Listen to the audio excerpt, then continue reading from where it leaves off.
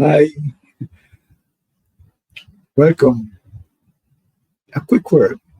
If there's anyone within the sound of my voice who is saying, I'm on because I'm curious, this idea of people misunderstanding instructions is alien to me. It is for that reason that I am here. If that is the case, please type in the chat so that we can link up afterwards or send me an email. I need to meet you. If this idea of instructions not landing well, people not understanding them. But today, um, we want to examine this whole issue of instructions, giving instructions in a way that they're not misunderstood, you know, that they actually get carried out in the way that you want them to be carried out. So I'm Trevor E.S. Smith. I'm with the Success with People Academy, and I'll be your host as we look at this issue. The question is how simple instructions are simply misunderstood. But before I get into some of the slides and the presentation that I wanted to share three thoughts, really, just off the cuff before we even look at slides. One of them is a personal experience that I've had. So I go into the Miami airport and I rent a car. I want instructions, so I tell them exactly where I'm going. So they normally pull out a handy, map, and they say, "Okay, fine. Your exit is going on I-95. It's going to be on the right? So make sure that so many miles up the road, you start to move into that lane. All right, and then they give me the instructions, the final instructions to my destination. Wonderful, thank you. So I pick up the bag, get my keys, and ready to go into the parking lot and start to move on my journey. Um, yeah, after I circled once, not exactly sure.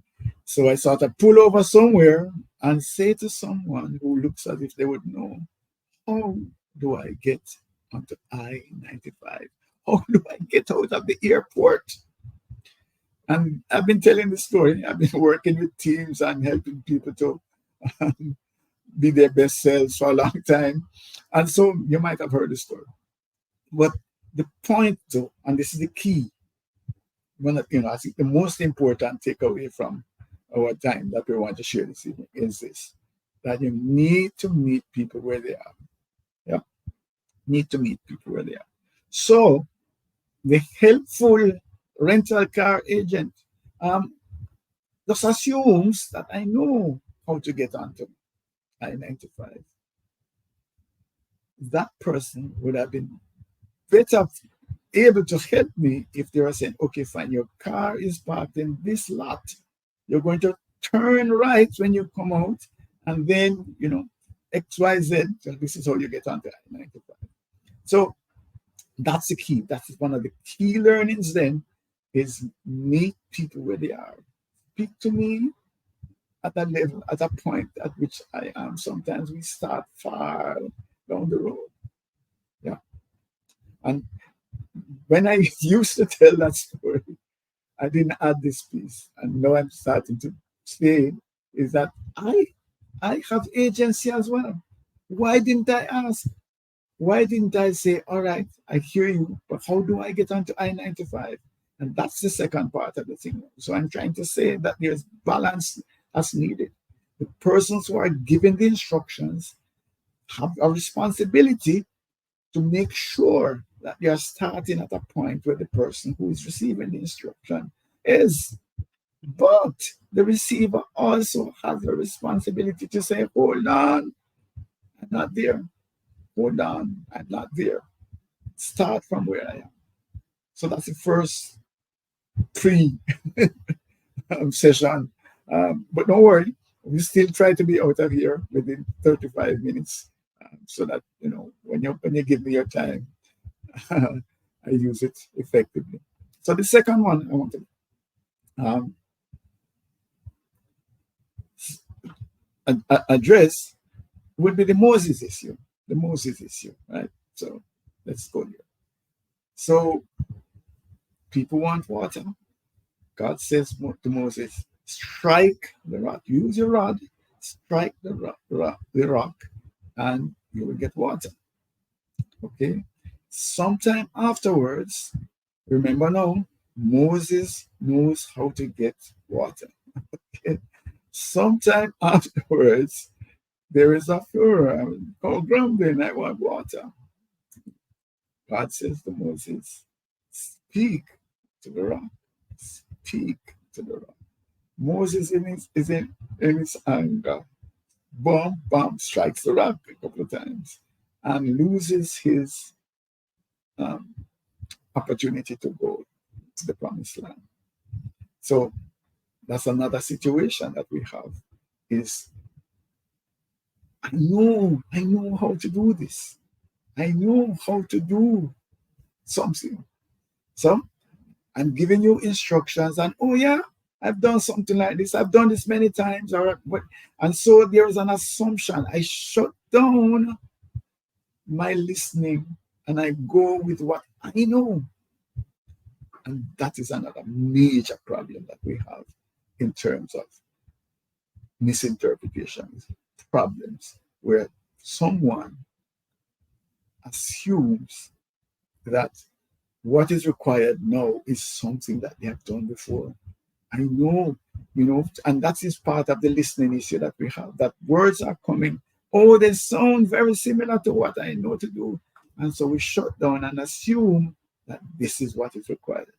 I could give you several examples of these, but I'm going to give you just one more here now, before we get into the prepared presentation. In Jamaica, there is the School Challenge. School is, I think, one of the longest running TV programs. There's a quiz where schools, 4 students from competing schools on either side are trying to win.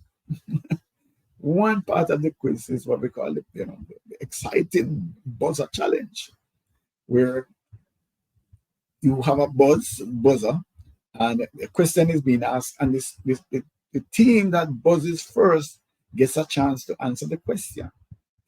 You get 2 points if you answer correctly, but if you answer incorrectly, you lose 2 points. What happens then is that the students study a lot of stuff. They're really very bright. So they hear something that sounds like what it is that they have studied, and they go, buzz, and they answer. And then, of course,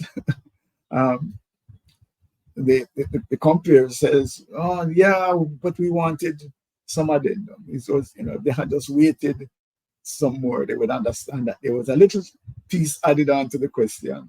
And so they lose the points. That is the other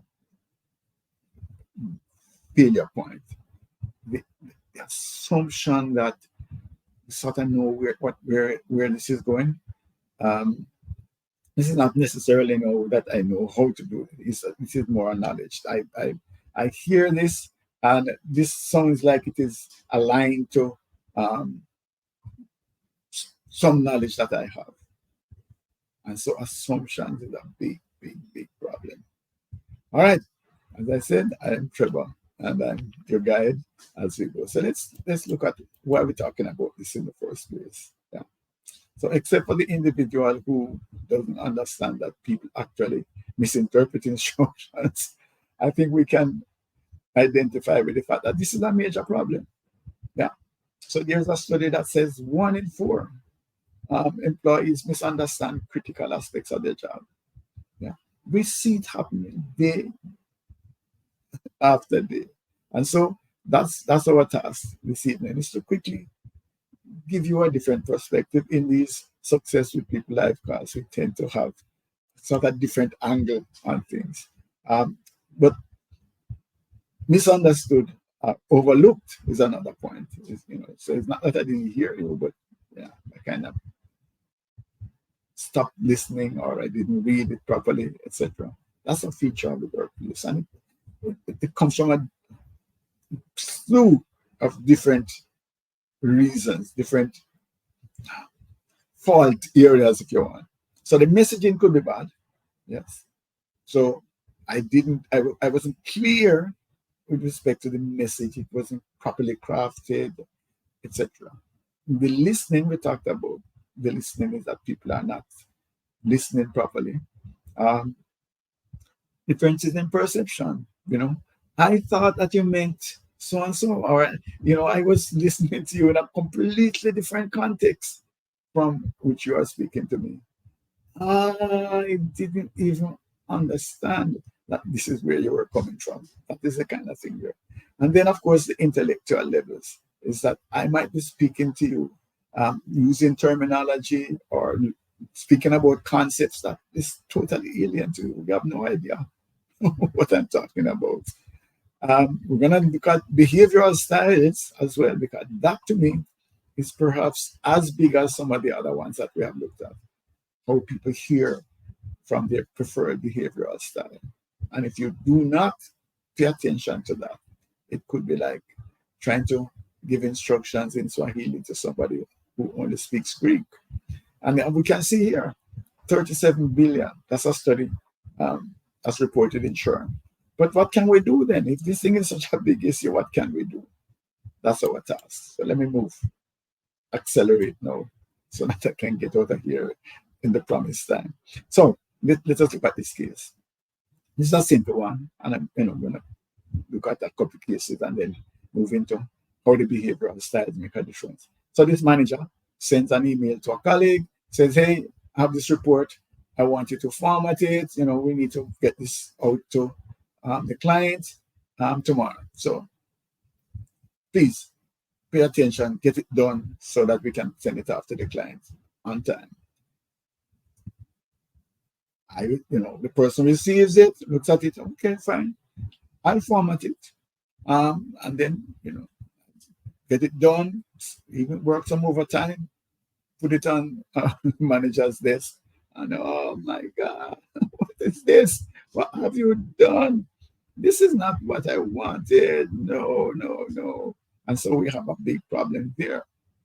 So the takeaway from, and this happens, this is just a version of things like this that happen all the time, is that when you're given the instructions, I think you need to be clear, very specific, very granular.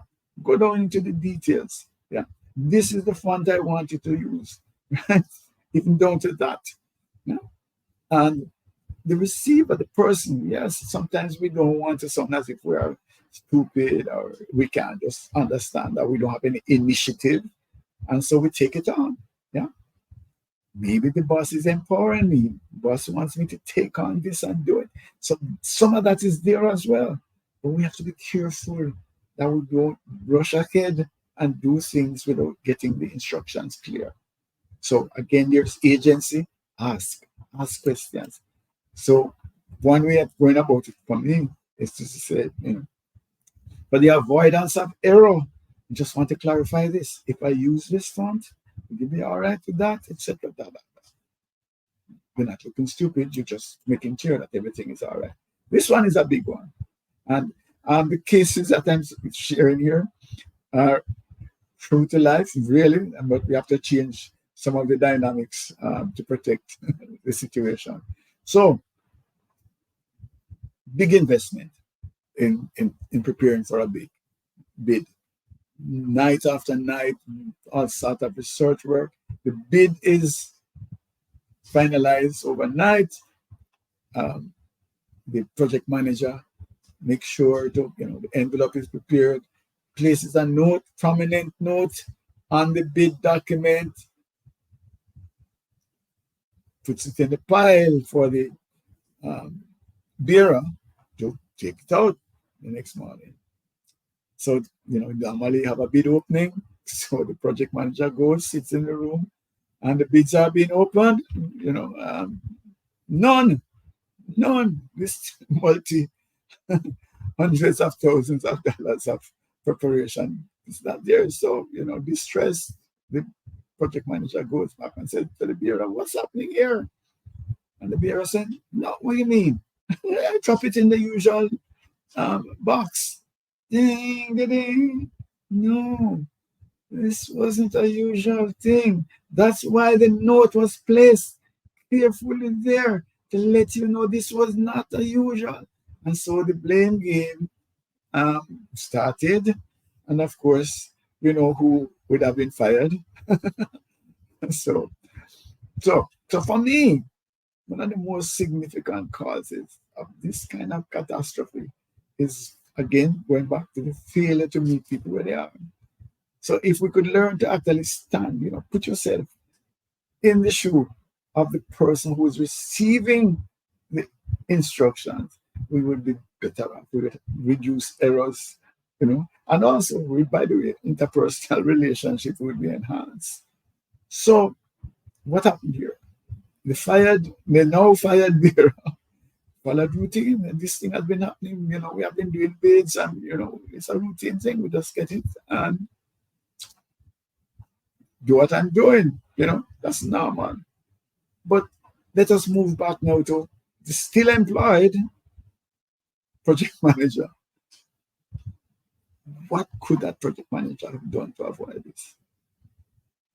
If the project manager had placed herself in the bearer's shoe, she would have remembered that there's chaos in the morning. There are all sorts of documents. You make sure you get this done further. There's a lot of flurry of activity and so on. And yeah, you remember you have to get there earlier than that. And so that person is really not in a cogent thing to calmly go through, read everything, etc. All right. So we look at it. Okay, fine. Another bit to go in. All right, fine. I go there. So that's part of where the problem is. Had she understood where the bearer is, she would have stayed up a little later, yes, been there in the morning and to hold his hand, look him in the eye, and says, "Hey, this is not going to the usual place. Please make sure that you get there before such and such a time," etc. That is how you avoid some of these so-called simple, the misunderstanding of simple instructions. Meet people where they are. All right. Let's look at another one. This is the case of the last business opportunity. A similar idea. Very quickly, project manager says, "Prepare the deck. I want you to prepare the PowerPoint, the presentation deck for the client meeting." Yeah. Again, is this an opportunity for me to step up, or am I being trusted because yes, I'm competent? This is being left to me then to create this presentation. The problem is, yes, I can do it, but here's the mistake now, is that I haven't been given the information as to the client needs. So I prepare a generic presentation, and of course,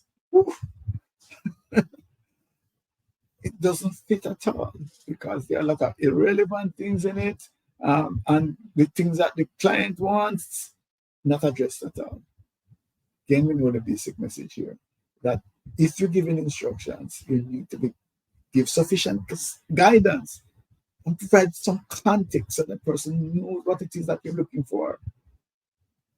And again, I am very balanced here. I'm saying the receiver. Seek clarifications, ask questions. You better be in a position where the person is saying, "Oh man, no more questions. Just do something." But ask, make sure that you are clear what is expected before you go on to the job. One more before we look at how to deal with behavioral styles as well. This one is kind of amusing. So the manager books room. We're going to have a team brainstorming session. Sends out the email. He believes the email is well done. So she sends the date, the time, the location, everything. Yeah? So to her amazement, on the day And the time of the meeting, only half of the class, or half of the team is there. Some of them are gone elsewhere, and there's confusion. And so how could I um, assign some blame to this team manager who has gone through all the trouble? She sent the date, the time, the location well in advance. No, man. Come on, Trevor, you're being difficult now. Hear me out. If you are the team leader, here's another principle. You need to know the behavioral styles of your team. You need to understand the behavioral style of your team. And so she must know that there are team members who are not, either would have just glanced over the email, or would have actually forgotten. Was it 10 o'clock or 9 o'clock or where again, etc. So she would have had to raise her C style in terms of making sure that just before the meeting, let's send out another notification to say this is it. So what am I saying here? I'm saying also, if you're going to be effective, truly effective as a leader, you need to not only meet people where they are, but you also have to understand their behavioral style. You have to know that there are some persons who are not detail oriented, or who are in such a hurry that they, we just glance over the thing. Oh, there's a meeting. Okay, fine. Let me come back to that. Never get back to it. You need to know your team members. All right. So, having said that, how do we get to know our team members? And as you know, we have leveraged the DISC framework to have this model, the discerning communication model, um, that also deals with leadership. And basically, what it is that we are able to speak to people. Well, first of all, understand what behavioral style they are using in terms of their communication and speak to them in that style, so that whatever it is that we are doing lands. We understand how to get people to do things by speaking to them in a way that they understand it, a way that they buy it. That's the whole idea. And there's a quick, I suppose, after here, you could actually look at the replay and go into further details as to how each one of the styles. I'll give you a quick overview and then show you side by slide how we go. So the dominance, persons who have a preference for the D style, direct, driven, very independent, want to take charge, make things happen. So one of the keys to D style thinking is quick on your feet. All right. So basically, the idea is going to be, okay, I got it. This is the Moses second thing. I know how to get water, so I'm going to deal with it. So that's part of a problem with the D style. So if you are giving instruction to someone who has a preference for this style, don't stop when they say to you, yeah, man, okay, fine, I know, give it to me. No, no, no, I want it. So explain to me what it is that you hear me saying. What are the instructions? Let them tell you what it is that they have heard. Do not assume that they have got it. Okay. And then also bear in mind that they might say, yeah, I've got it, etc., but they have another plan. You need to monitor compliance. You need to make sure that what it is that you have asked them to do is going to be done. All right. The other point, though, is to also make sure that when you're communicating, that you don't invite defiance. So you watch your tone. All right. With respect to the I style, again, I approach quickly is clarify priorities. The I style likes to have a variety. So do multiple things. We're saying that they have attention deficit, but they're saying that I have sensitive antenna, so I'm aware of what's happening around me. So basically, clarify the priorities. What is it that you want to get done now? Encourage, motivate, inspire, and allow some creativity. You might want it to be done this way, but maybe there are some creative ways to get the job done. No problem here. With respect to the S style, steady, support, team-oriented, willing to self-sacrifice. One of the things you have to be patient. The S style does not like to make mistakes. They want to get it done right. And so once they get it, you can leave them. But the key now is to make sure When they ask the question, they want to make sure. So be patient.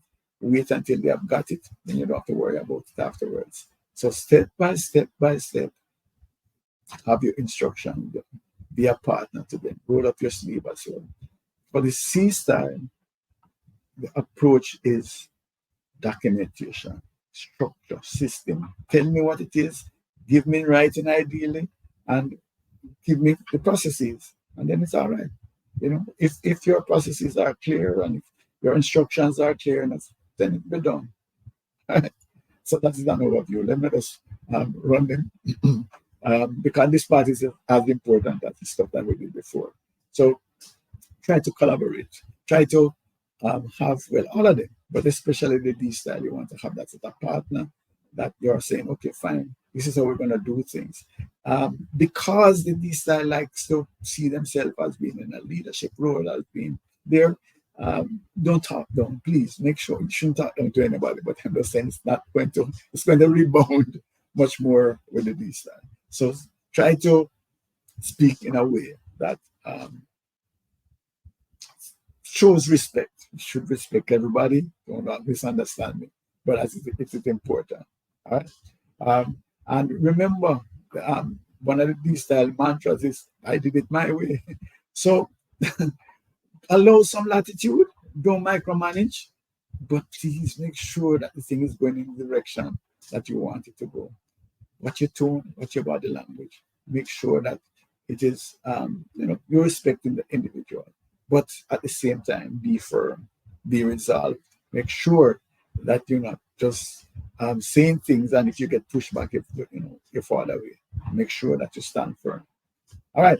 With the I style, the whole idea here is the multitasking risk that you run, that they want to do different things, etc. So what you can do is play into that by giving bite-sized instructions. Don't give me a 6-month plan. Just deal with what you're going to deal with now and have priorities related to what it is now. So divide up the work into bite sizes that can be dealt with right now. And please, as much as it's possible, give them monotonous work to somebody else.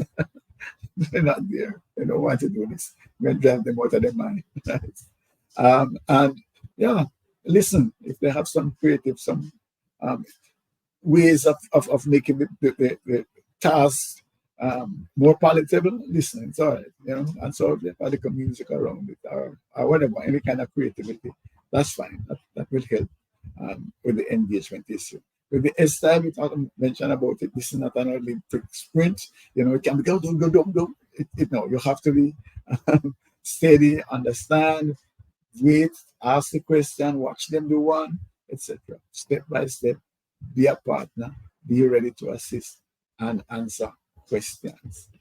All right. Do a lot more of this when we are in our workshops. I've been working with teams now for a couple of decades, where we actually then go into more granular support as to issues that they might have. So for the C style, again, context, rationale, what it is that you want, what are the implications if you don't get what you want, the instructions, all of that is there, clear, black and white, so that whatever eventuality comes up, we have to cover.